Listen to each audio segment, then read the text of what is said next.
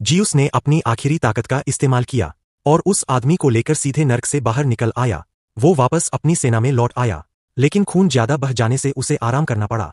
इस बीच देवताओं के राजा ने जियुस की शक्ति चूस ली थी और अब वो फिर से जिंदा होने वाला था। उसे मारने का बस एक ही तरीका था, विजय भाला। लेकिन उस भाले को बनाने के लिए चाहिए था समुंदर का राजा रिंग, अंधकार का देवता और जियुस की तलवार।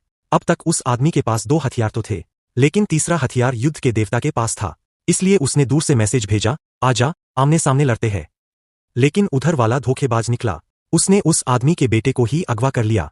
अपने बेटे के लिए तड़पते हुए उस आदमी के भीतर से फूट पड़ा एक उग्र शक्ति का विस्फोट। दोनों देवता आपस में भिड़ गए, लेकिन वो अब भी युद्ध के देवता से हार रहा था। उसे जमीन पर गिरा दिया गया और वो बुरी तरह पिटने लगा।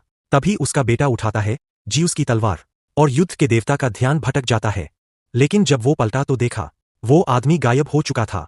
अगले ही पल धड़ाम, वो आदमी सामने से टकराया और एक ही झटके में तलवार उसके शरीर में घुसेड़ दी। एक जोरदार रोशनी के साथ वो अजय युद्ध का देवता रेत के ढेर में तब्दील हो गया।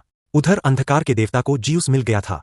पुरानी दुश्मनी भूलकर उन्होंने हाथ मिलाया और अंधकार का देवता अपनी आधी ताकत जियुस को दे देता है।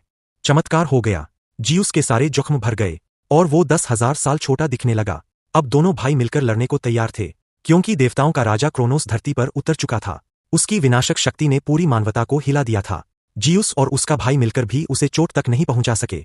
तभी वो आदमी तीनों पवित्र हथियारों को मिलाकर बनाता है विजय का भाला। फिर उड़ता हुआ आता है अपने पंखों वाले घोड़े पर।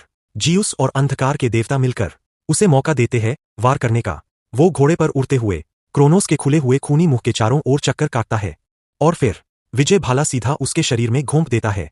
भयानक विस्फोट के साथ क्रोनोस चिथरे चिथरे होकर राख में बदल जाता है। युद्ध खत्म हो गया। इंसान